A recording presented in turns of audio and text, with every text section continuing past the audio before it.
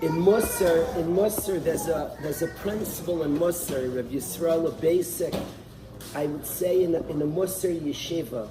I grew up by a Rebbe, a giant of a person who had from the biggest influences in my life. Somebody who was about Musar, a brilliant person, a sophisticated, intelligent, thoughtful giant of a human being. And he's rooted in the Musar movement. To talk about my Rebbe, I could talk a lot about him. His story of Musar is a very cool story because my Rebbe grew up, his father was his Rebbe, his father was a tzaddik. I was zeicha to have seen, my eyes, I saw his father.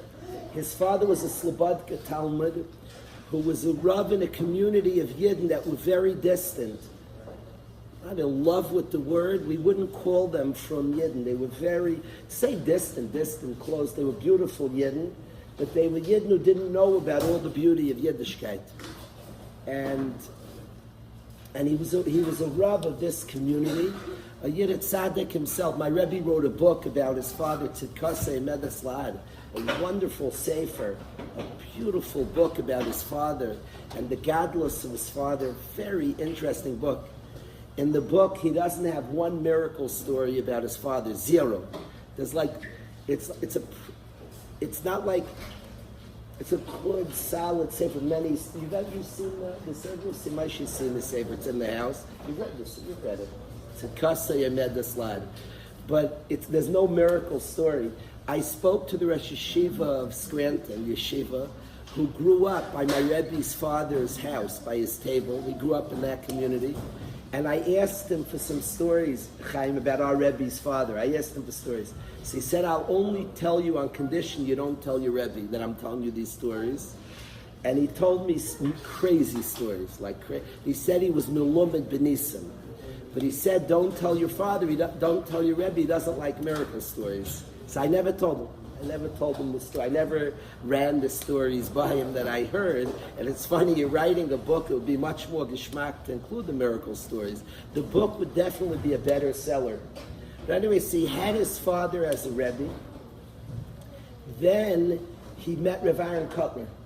His father actually introduced him when he was 13 to Rav Aaron Kotler.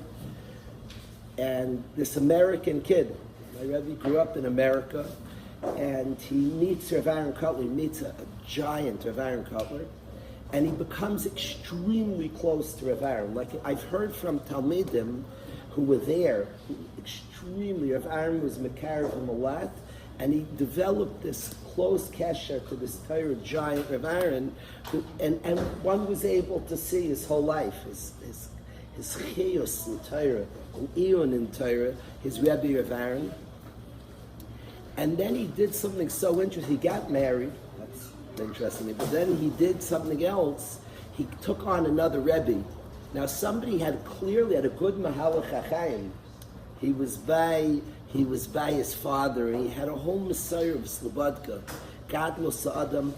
My Rebbe respected human beings. The mailman, I have pictures in my mind, a Stam Goy, my Rebbe was mechabed like Neira. Not just mechabed, he wanted to learn from him. The mailman, the policeman, these are interactions. I'm picturing specific interactions with the people I just mentioned. The way he interacted, he had a curiosity and would ask the guy questions to know about things. Yesterday morning here, there was a Rotor-Rooter guy. It's Hashut, my Rebbe would have gone up to him. I've seen scenes like this, to ask him about his trade and to learn from this person. He would have been mechabed him, and you could see a person that was all from his father, who was mechabed people, and a Yid forget about Neira. Yid was a big thing by him. By my Rebbe, by Shalosh Shudas, was the most interesting group of Yidden would come every week. It's a very small crowd. I tried never to miss for years of my life, and it was a very eclectic. It's not this big Shalosh Shudas Gad. He was speaking to interesting Yidden, an old Yid from Russia who had no background in Torah, an interesting Yid from here and from there. He was very mechabed Yidden.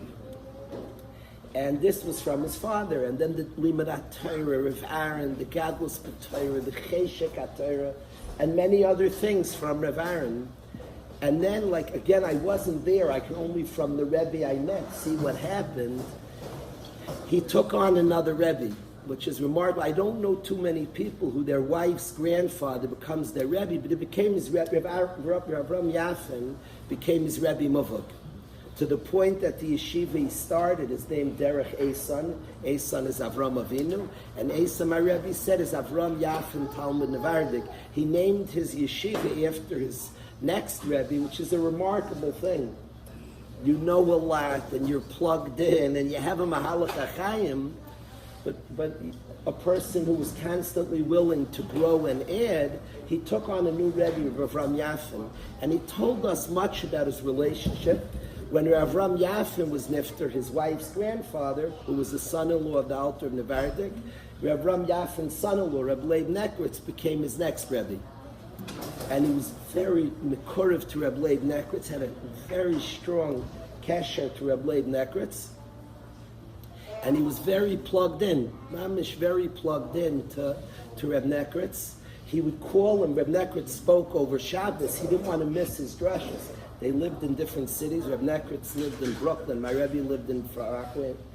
So Motzei Shabbos, he would call his Rebbe, what did you say over, right after Shabbos, he'd make Havdalah, then he'd call his father-in-law, what did you say? What did Tati say? And he'd listen over like to the speech that he missed on Shabbos. He wanted to hear, and he'd give him over every Motzei Shabbos to Drasha. Such was his kesher to his next Rebbe. When he was alive, I never said this part of the story in respect to my Rebbe who didn't like miracle stories and had reasons for it.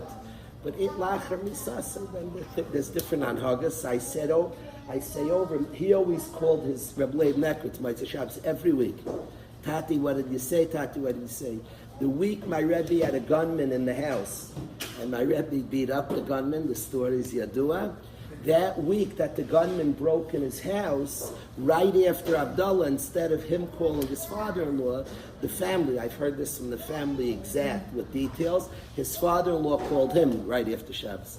He was like surprised. He said, and his father-in-law said, is everybody okay?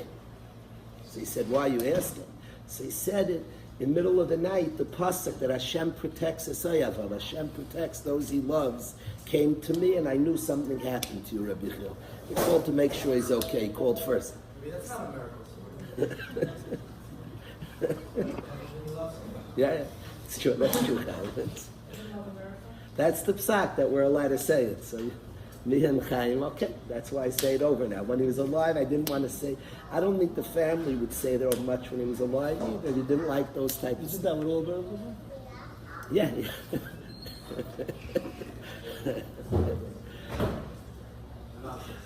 The kitzur, I shouldn't say the kitzur when you're going so long, and I say the kitzur is the long story is that his father-in-law, his new rebellion, his father-in-law, his grandfather, gave a world of Musar and taught my Rebbe a world of Musar.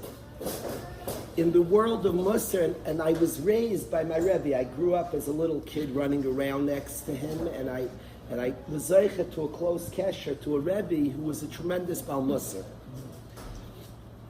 And they're remarkable. That movement started by Yisrael Salanter, and this was one wing and a branch of that movement, an incredible movement of honesty, of self-examination, self-awareness. A big principle in that world was das atzmucha, want to know oneself.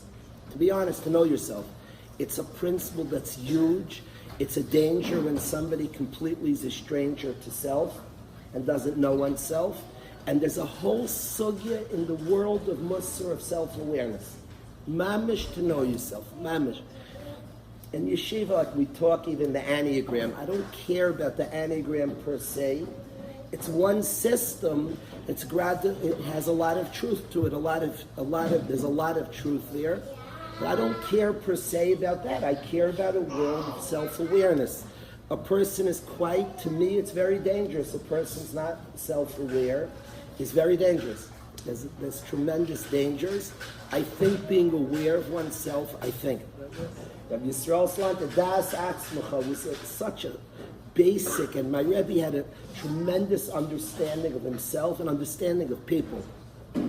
I felt in my life, in his presence, I felt that he mamish knew me, mamish, like, because he was studied and understood people, he had an awareness to people that was really remarkable. Das atzmach, a sugya of self-awareness. And that's what Musar, a big thing, a big yesod of Musar. There are examples in Rabbi Yisrael's own life of examples of self-awareness, and that was a big principle of Musar. The yeshiva certainly was founded on a lot of principles. My Rebbe is one of the founders of the yeshiva. And certainly a principle in yeshiva, it's a place of self-awareness. That's important. I want to express that there's a sugya of not knowing yourself. But it's not a contradiction. There's Musar. In discovering, I'll call it Chasidus for no. It's a word. All these are words. Musar, Chasidus are words we use. They're English words. Chasidus and Musar are Kemat English words. Kemat, an English word is not a Shema Etzem. Table. It's just when we say table, we picture it. There's not a table. It's just so we have words to, like, a yid is the deepest place, is the Shema Etzem, and then there's like ways, haskama suma v'uma, just ways we can communicate. So we could take words just in order to communicate. Oh, you're referring to that thing. When we say table, so we're referring to this thing. It's not a table.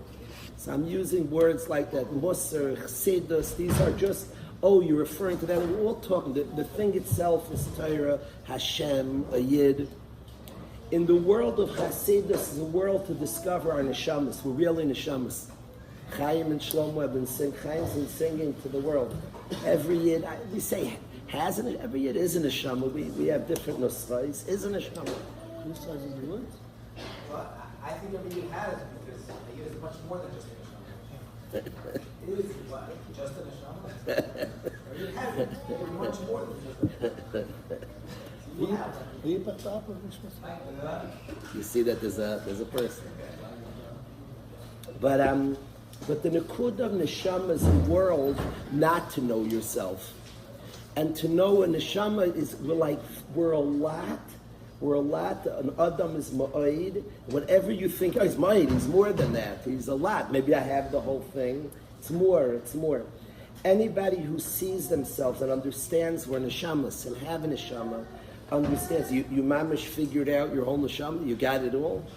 We're extremely, extremely big, and we touch, and we feel, and we experience parts. We're mamish big. And neshama here is a big thing, that to say you have the whole thing is very far from true. And also experiencing that as the person that you don't know yourself. And I want to express that we're in a sugya of Golus now. We're in a sugya, we're like holding the sugya the 3 weeks, the 9 days, and now Erev Tisha B'Av, we're holding the sugya of Golus. One of the great gifts of Golus is you don't know yourself. Travel causes people move around. A lot of staying in one place, you identify yourself. It's very like clear who I am, like a certain routine. You're very locked into who you are. Things are said. One of the joys about spending my life around youth, it's one of the most beautiful things, is youth admit they don't know myself yet. It's like an admission, because they're in a state. What am I doing next? It's a state. Even the young married couple, what are we doing? Where are we going to live? And there's like possibilities. There's a certain admission, I don't know myself. And people get to states where they think they have a clarkite, they know themselves. There's a basketball player, my work mind, I asked Mechila, but there's a basketball player who said, I hate early season games, basketball. So they asked, why do you hate? He said, because the bad teams don't know they're bad yet. They're hard to beat sometimes. He said, late in the season, the bad teams know they're bad. You could beat them easily. Early in the season, the bad teams are hard. They don't know they're bad yet. That's what he said. There's the early years, people don't know who they are. It's a beautiful thing. It's a beautiful truth. And it's good to be around youngsters that to tap into like, and you get older, you get like secure by your routine, your job, your things seem like so. In the settledness, you could think you know who you are, and you think if you have it down, you're like clear. And it's like, it's just totally not that way. It's not that way at all. B'chlal not. It's not that way. Rebbe speaking a lot about the neshama and uncovering deeper things. The guy's a selfish world. He like knows. He like sees people. You know, you have the person down. There's a foolishness to that. It's like really foolish. We do it because we want predictability. We do it because it's nerve-wracking. When guys come to yeshiva, I think other Rebbeim can relate to this. If not, then I'm just saying my thing. When I meet a new guy, I try to like compare him to somebody else. Makes it like safe for me. Oh, he's him. Like, and I have like names. You have your, and I try to like you try to like fit him into something. It's never true. It's never close. A person is it's not it. But you do it to be safe. So you call, your mind's up. Even the Enneagram could help. Okay, he's a 4. He's a 4 or 5. Okay. That's like to be secure. You give him maybe a number. You compare him. It's not true. A person's in a neshama with his ein saif. Is a chelak elokam imau. It's a piece of Hashem. Is very, very big. One of the tremendous benefits of Gullus, one of the tremendous gains of Gullus and travel and journey is you lose those things that give you like, this is who I am, and you could identify and hide behind. It's not true. It's literally not true. And when you lose those things, you have to ask deeper who we are. But I mentioned earlier this summer when I saw that sign on the shul, Yid, Yid, I don't know who wrote it, the graffiti on the shul, where are you, Yidden? That was somebody who saw like a Yid in a very specific, we're here, you just can't find us. Because you thought we were that and only that. You thought we had a certain dress in a certain place. We're much bigger than that and deeper. So you just lost, because of what you thought we are, you can't find us. I'm here, hi. I didn't expect you to show up here, to show up there. The neshama and the space of neshama is a world of, there's a lot in us, tremendous amounts that you can discover and uncover and tap into mamash. Tap in the different situations of our life, the different scenes allow us to tap in and find new spaces. My wife discovered, together we discovered, it's a story, it's an incredible story. We were in Poland, and my wife suddenly had a chukka. Like inexplicably, we were married 30 years, inexplicably, she has this chukka, she wants to meet her Eltazedis in Bialystok. We had no information, but she has this chukka, I have to meet her. Like this, just the chukka. She wants to, I never heard her talk about it once in her life. She knew that her father, they come from Bialystok. That's where his origin. She wants to meet her Zaydis in Bialystok. We didn't know any names. We knew nothing, zero. It didn't work. Like we were in Europe. She wants to meet.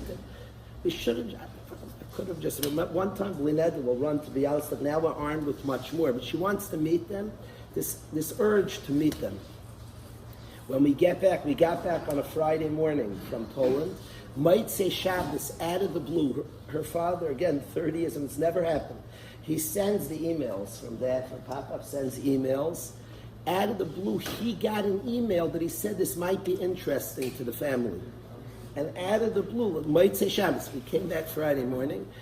That week, my wife has this chukka to meet her Zaydis. And out of the blue, he sends us that this came to my email maybe 20 years before he signed up to something. Ancestry.com was something, many years before he had signed up. He said this might be of interest to you. And might say Shabbos, he sends to the family the tomb, mamish, the matzeva of his Elta Zeda. And he's from Bialystok, included in it that he was a mechaber sefer Minchas David. His name is Reb David Briansky. The family's name is Brown, but we had known Brown as Briansky. Reb David Briansky, and he wrote a sefer, the Minchas David. So we got curious. It was Pashat. She wanted to meet the Zayda. Hashem said, "Oh, you want to meet the Zayda? Okay. So you don't have to come to me. He can come to you." And the Zayda came to us. We met the Zayda. He wrote a sefer. His sefer, the sefer Minchas David, he says he had a very, very tough life. He had Yisurim, serious Yisurim. And he writes about his Yisurim. He said, "I was a baker." He said, "I always cared about Torah." He was a Yid. He said, "I learned every day." Yid learns every day. Every day Yid learns Torah. He said, "I learned every day, but I wasn't zeicher to be sitting and learning." So I learned every day. I was a baker. I was busy with Parnas. He said, "I went through Yisurim." He said, "The last 20 years of my life, I learned Yom of Alayla. I'm mamish soaked in Torah." His sefer has a hakdama, has a askama from the Einig Yantiv's son, is one askama. One of the G'dayli Adar, the Einig Yantiv, his son. The other askama is Rebbe Sion, who gave askama to the Chavetz Chaim. To the Chavetz Chaim, to the Mishnah Berurah, that Rebbe Sion gives askama to his sefer. Beautiful askamas they write about this tzaddik, Reb David Briansky. And he writes that the way I got where I got is through Yisurim. He said Yisurim are difficult and hard, and Hashem loves us, and I discovered my neshama from Yisurim. He shows psukim and Hallel. He says, Sarah v'yaga in Emsa. Emsa's like a Metzia. He says, why is it a Metzia? What does that? He said, I'm made that I found through Yisurim my neshama, that I'm more. Through my body being racked in difficulty, I was able to find that I'm more than my body. He said, I discovered my neshama and it saved my family. That's what he writes. I saw I'm more. And I found, and he said, I'm writing this because I want the reader to know this, that Hashem loves us. And when we face Yisurim, to know that Hashem just wants us to discover more. There's more of ourselves. And that's why he's writing it. And he wants us to know this. He wants the reader. He says, she was a letter to the family. We took it. He was writing to his Eniklach, writing to us. The Sugya and the Parsha of Yisurim, he knew his Eniklach are visiting a place that you're going to come in touch and in contact with Yisurim, with the challenges and the gullus and the difficulties of our journey. Hashem wants us to discover we're more. And that's mamish, the sugya of galus. When we're not tied to different things, people discover deeper places in themselves. And it's a sugya. I was talking to my children that Rebbe says to Talmidim not to date a girl once. To go out, there's no one and out in our world. You don't date her. So the question is, how do you have a second date? You know it's not for you. You know it's not for you. How do you have a second date? There's no such thing as a date where it's not for me. Not even, there's no such do a chesed, there's no sugil, it's not a date. So what does that mean, to go on a second date? What does that mean? So what my children and I don't want to say figured out, what's very pshutim. A guy date once, says, she's not for me. You know yourself? Are you out of your mind? You're on that sugya like das, you know yourself. You don't know anything. Stop knowing yourself. It's annoying when she's not for me. Your mamish, you don't even, really? You serious? Go out a couple of times, you know nothing, and relate to a person, mamish. Meet somebody, see what happens. Stop being so stuck that you know yourself. You're in a neshama. These are deep marriages. Two neshamas coming together. This guy knows. It's such a strange fellow. It's annoying when a guy knows. He's missing a whole sugya of not knowing. The same guy who knows not to me has this. I can't do this. It will never work. I'm not shy to it. You know yourself. Your mamish know. Years ago, I would learn certain svarim that I would close right away and I couldn't relate to. Today, I read those svarim and they're like everything that talks to me. You know yourself? See a journey, meet somebody, talk to somebody. That alone, a guy should go out more than once. Just if he feels she's mamish not for you, then for sure you need a second date. Then it's partial. If you mamish met each other and you say, I have a sense this is not my bashar, okay, then you have to do, maybe do 10 to do. I'm just you mamish stuck. Not to me. That's a guy who doesn't know himself at all. He should go out a second time. Just like his neshama should experience and like open up a bit and like see, experience somebody. So I wanted this sugya, this aspect of Galus, this aspect of our Yisurim, this aspect of our travels, this aspect when things don't like fit exact and go exact, and we can access and find that we have deeper spaces and there's more to us. There's much, much more to us, and I could find more. I was happy, Daniel and a couple of chevra, they went out of town, they did their own Galus, and when I spoke to David Clare, we mamish spoke, he wanted it from, David described to me things he like felt that he's a Yid. Somehow, like, it's interesting, the hostages said the same thing. The hostages who are just me and you, the Chassidish Yid, the hostages discovering I'm a Yid. Somehow, when there was less predictability, they were not stuck in like the same monotony and the uncomfortability. They discovered deeper places. And one after another, they wrote, like, I'm a Yid. They were looking into deeper places. They were in not having all the predictable things that make them just fall into routine. They all discovered I'm a Yid. David and I discussed similar things. We're like getting in touch now. He's might even go back as a shtickle Rav these days. Is that happening, David? You might be looking at the new Rav of Utah. A Rebbe or a Rav? What's it going to be, David? A Rebbe of Utah.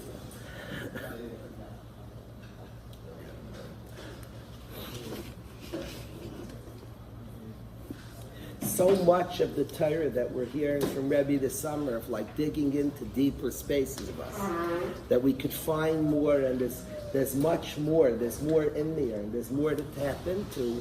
This is really the sugya when people see we're past this. So there's a world of knowing oneself for sure. We live in a physical world, we live with the guf. Like Chaim says, we're in a shama with the guf and other aspects.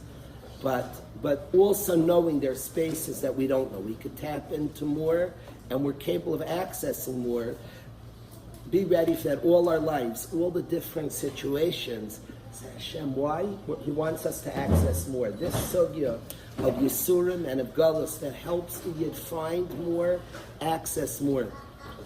The Sfas Emes writes that we know that when the Kruvim were looking at each other, so when the Kruvim turned Pneim El Abayis, was Einais Mitzayne Shel Makom, the Sfas Emes says Pneim El Abayis, they were looking to the externals. They only saw the physical, they didn't find those deeper places. That's the Pneim El Abayis. And the opportunity of Galus is to find those deeper places, all of our opportunity of Galus. I'm hoping in our morning, in our focus on the Galus, in our focus on the Yisurim, that we can start accessing and being in touch with a deeper place of the neshama that's journeying. That's the hope of what could be over the next hours.